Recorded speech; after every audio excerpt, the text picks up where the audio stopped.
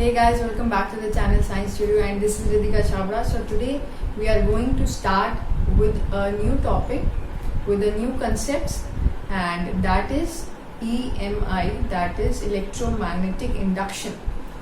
So guys, before we proceed towards our video, towards our lecture, I want to share something with you. That is, we have started with the magnetic effects of current previously, and we are somewhat in the middle of the unit, but side by side I'll be posting the videos and the lectures for other units also, जिससे कि हम थोड़ा topic को, हर एक topic को time के साथ उठा पाएं, बिकॉज ऐसे एक कंसेप्ट का वीडियो बनाने में the whole unit takes a lot of time to cover itself. So magnetic effects of current भी हम साथ साथ ही कंटिन्यू करेंगे. ईएमआई हम स्टार्ट कर देंगे, and side by side I be posting the videos of both the units, so that ऐसा नहीं हो कि जो टाइम इश्यूज हैं वो टाइम लैग इश्यूज बढ़ते जाएं और हम फिर अपना सिलेबस जो है उसको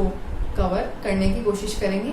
So guys, this is the first video on EMI, and I have made a playlist of each and every unit. So if you want to see the video on or lecture on any unit, you can go to the channel Science Studio and watch in the playlist कि electrostatics का, current electricity का, and magnetic effects of current का, and now the EMI का जो unit का playlist है वो मैं अलग से बना दूंगी. So guys, to start with the topic, I want you to go back to some previous lectures as we started magnetic effects of current, and in that we discussed that Ørsted, the scientist or the experimentalist, did an experiment in which he proved to us that a current carrying conductor shows some magnetic effects around it. So if we take a current carrying wire or any conductor in which some current I flows, so by the experiments he showed to us that the magnetic needle, if we place it near the conductor, current carrying conductor, it shows some deflection. What does it mean? That it has a magnetic field around it and it produces a magnetic field around it.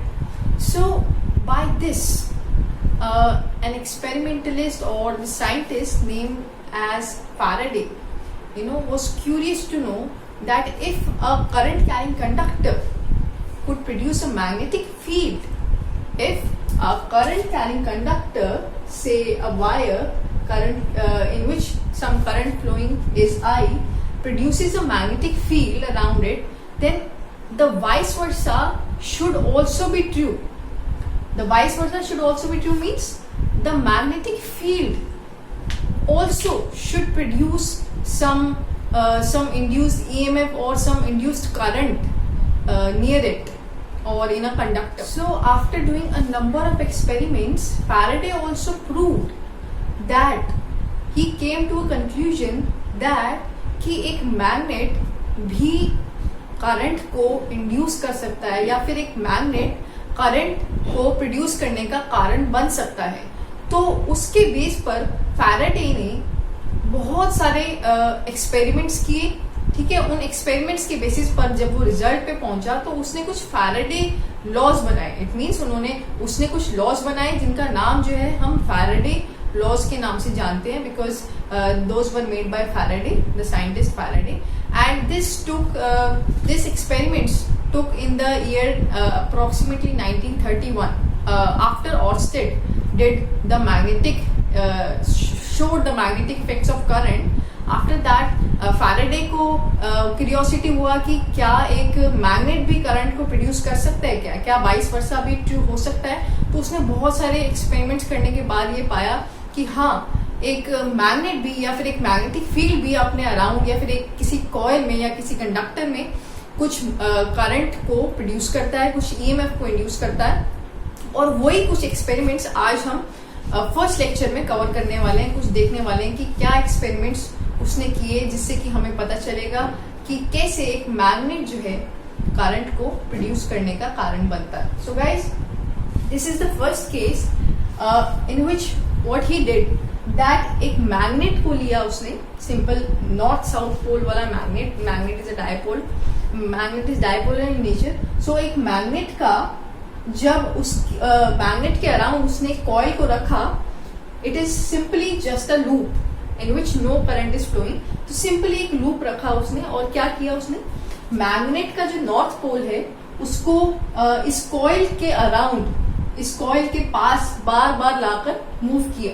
ठीक है, बार बार वो क्या कर रहा है, north pole को इस कॉइल के पास लेकर आ रहा है बार बार। तो he observe that a current started flowing in that loop in anti clockwise direction. So next what he did, that he brought the south pole of the magnet near the coil. अब उसने क्या किया, south pole को इस coil के पास बार बार उसकी movement कराई, बार बार south pole को जब ब्रिंग किया इस कॉइल के पास, तो उसने क्या देखा कि इस कॉइल के अंदर क्लॉकवाइज करंट जो है फ्लो कर रहा है।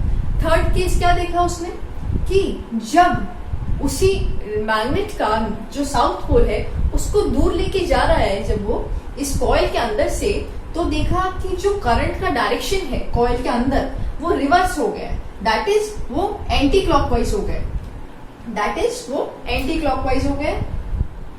So this is anti clockwise direction. और हम ये जो डायरेक्शंस हैं वो बेसिकली कहाँ से ऑब्जर्व कर रहे हैं, इस मैग्नेट को जब हम लेकर आ रहे हैं तो इस जो कॉइल का फेस पड़ रहा है उसकी तरफ अपना जब फेस करेंगे, so this will be anticlockwise और क्लॉकवाइज डायरेक्शन। मैग्नेट की फेस से अगर मैग्नेट की तरफ आकर देखें, so that is the face in which we observe the direction. तो ये कुछ एक्सपेरिमेंट्स थे। सो डोंट वरी, जो हम डायरेक्शंस की बार बात कर रहे हैं कि किसी में क्लॉकवाइज किसी में एंटी क्लॉकवाइज, वो हमें धीरे धीरे पता चलेगा कि कैसे क्लॉकवाइज आया, कैसे जब हम साउथ पोल लाए तो क्लॉकवाइज, नॉर्थ पोल लाए तो एंटी क्लॉकवाइज। हम इसके पीछे का कंसेप्ट भी देखेंगे बहुत डिटेल में, बट फिलहाल कुछ एक्सपेरिमेंट्स हैं जो कि वो जो भी उसने एक्सपेरिमेंट्स किए उसको हम अभी डिस्कस कर रहे हैं। और एक एक्सपेरिमेंट जो है वो काफी इम्पोर्टेंट भी है। वो क्या है कि अगर एक कॉइल के अंदर से कुछ करंट फ्लो कर रहा है, मैंने क्या किया है, नीचे एक बैटरी लगाई है, तो उसने भी क्या किया, कॉइल के थ्रू एक बैटरी को अटैच किया है, साथ में एक रियोस्टैट लगा है, और साथ में सर्किट में एक की को लगाया है। और क्या किया, जब इस की को उसने क्लोज किया, जब इस की को उसने क्लोज किया तो क्या देखा, पहली बात तो इसके अंदर कुछ करंट फ्लो करना शुरू कर देगा, सिंस सर्किट पूरा है, बैटरी लगा रखी है, और उसके साथ में कॉइल को लेके आया है, एक सर्कुलर लूप भी बोल सकते हो आप, उसके अंदर एक गैल्वेनोमीटर को अटैच किया हुआ है। तो जब इस की को क्लोज किया गया तो इसके अंदर से करंट फ्लो करने लगा, और देखा कि गैल्वेनोमीटर में, मतलब कि जो साथ वाली कॉइल है उसके अंदर कुछ डिफ्लेक्शन आया, राइट, उसके अंदर कुछ डिफ्लेक्शन आएगा। और जैसे ही इस की को स्विच ऑफ किया, जैसे ही इस की को हटा दिया, इट मींस इसके अंदर से करंट फ्लो होना बंद हो जाएगा। और देखा कि जो गैल्वेनोमीटर है बेसिकली वो अपोजिट साइड में डिफ्लेक्शन दिखा रहा है, वो अपोजिट साइड में डिफ्लेक्शन दिखा रहा है इस कॉइल के अंदर।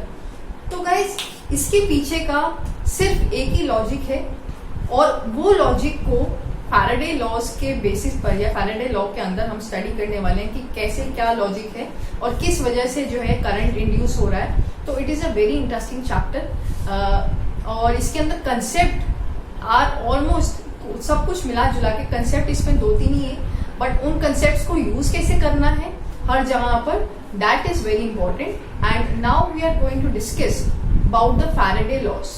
But guys, before discussing the Faraday laws, we need to see what were the conclusions or the result what Faraday came out from the experiments। मतलब जो भी उसने एक्सपेरिमेंट किए उसके बाद उसने क्या रिजल्ट या फिर क्या कंक्लूजन निकाला उन एक्सपेरिमेंट्स को करके, तो वो कुछ कंक्लूजन्स हैं वो हम देखने वाले हैं। उसके बाद we will study about Faraday laws.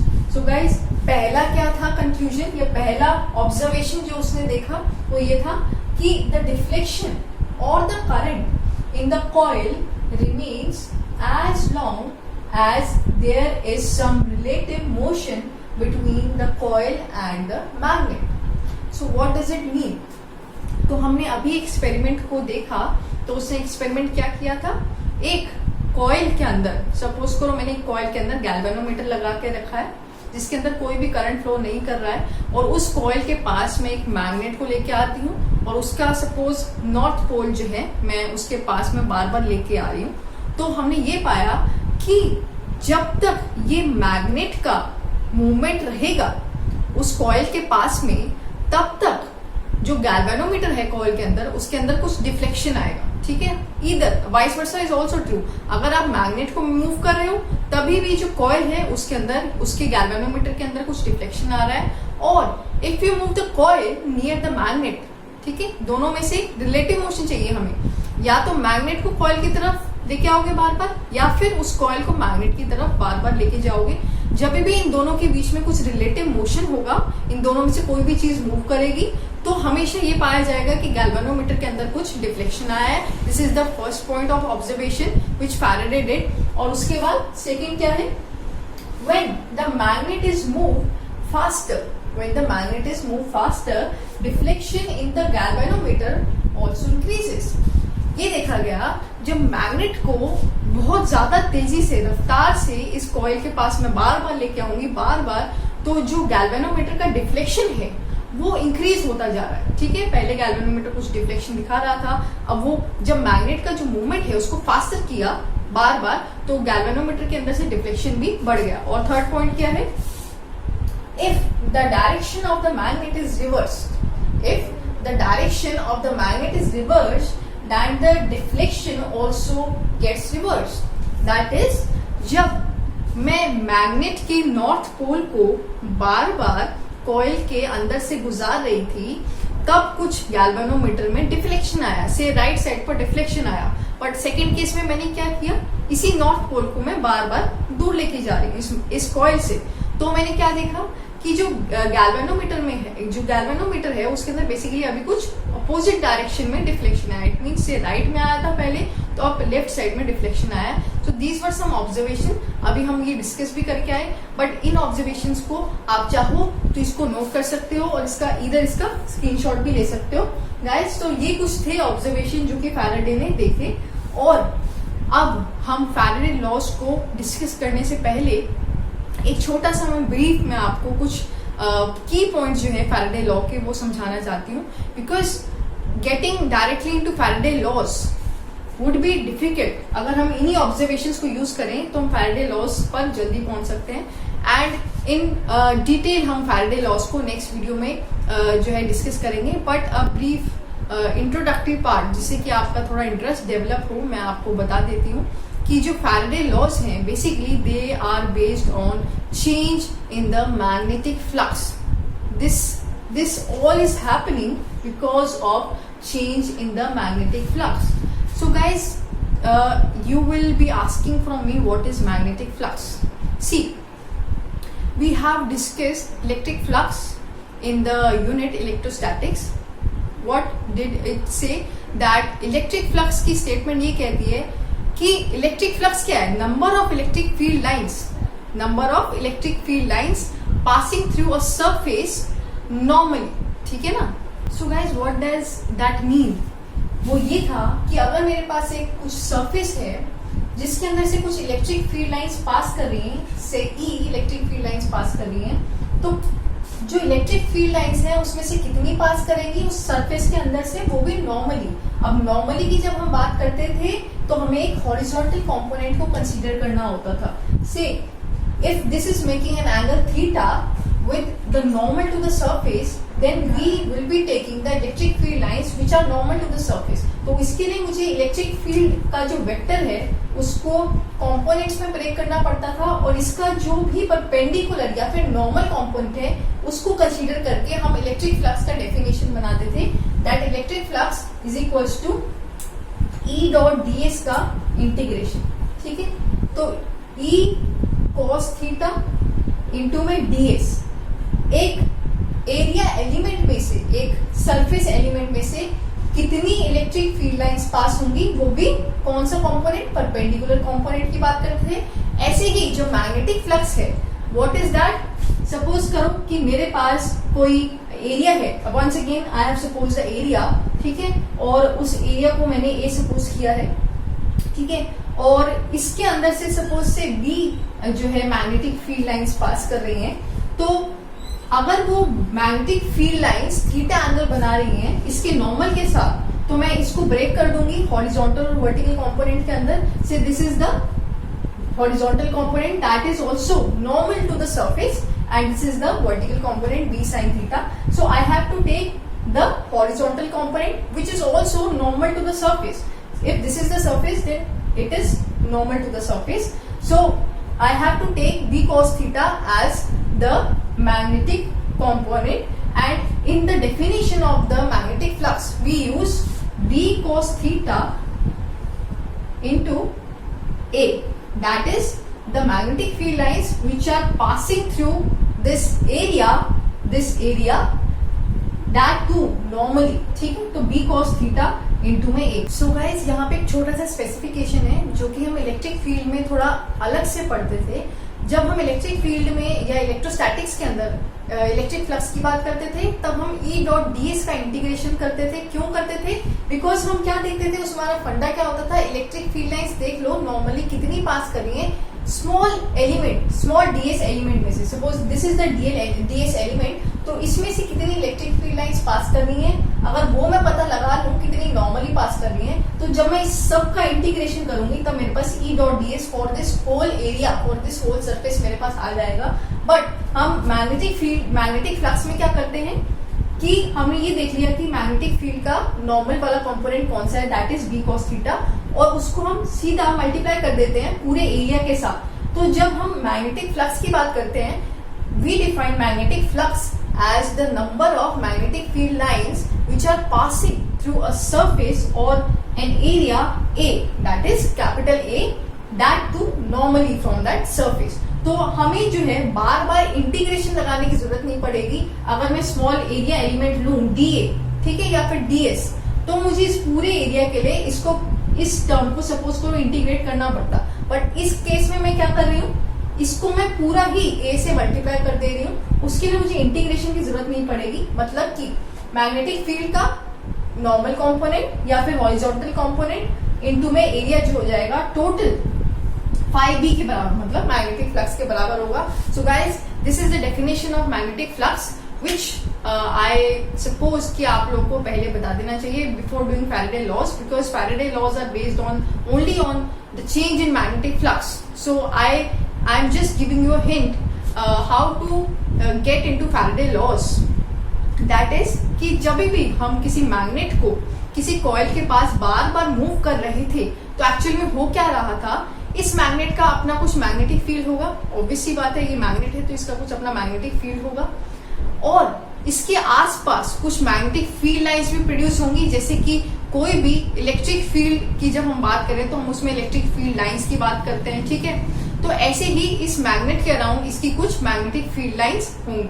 तो इस कॉइल के पास जब मैं इसको बार बार मूव करूंगी तो इसकी magnetic field lines that is from north to south होती है, हमें मालूम है ये बात। जब इसके अंदर से चेंज होंगी, बेसिकली होगा क्या कि जब मैं इस मैग्नेट को मूव करूंगी तो इसके अंदर, इस कॉइल के अंदर मैग्नेटिक फील्ड लाइंस बार बार चेंज होंगी या फिर मैग्नेटिक फ्लक्स जो है बार बार चेंज होगा।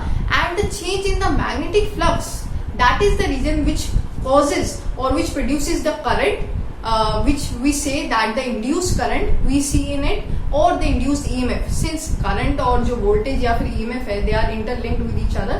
so हम क्या कहते हैं, जब हम मैग्नेट लाएंगे तो उससे चेंज इन मैग्नेटिक फ्लक्स होगा या फिर मैग्नेटिक फील्ड लाइंस इसमें से घटेंगी बढ़ेंगी। जब जब भी मैग्नेटिक फील्ड लाइंस में चेंज होगा तब तक इस कॉइल के अंदर कुछ इंड्यूस्ड EMF होगा, हेंस इंड्यूस्ड करंट भी होगा, जो कि हम इस फॉर्म में देखते हैं कि किसी भी कॉइल के अंदर कुछ करंट फ्लो कर रहा होता है। सो गाइस आई गेस इस वीडियो लेक्चर में इतना ही, और हम इसको डिटेल में डिस्कस करेंगे इन द नेक्स्ट वीडियो।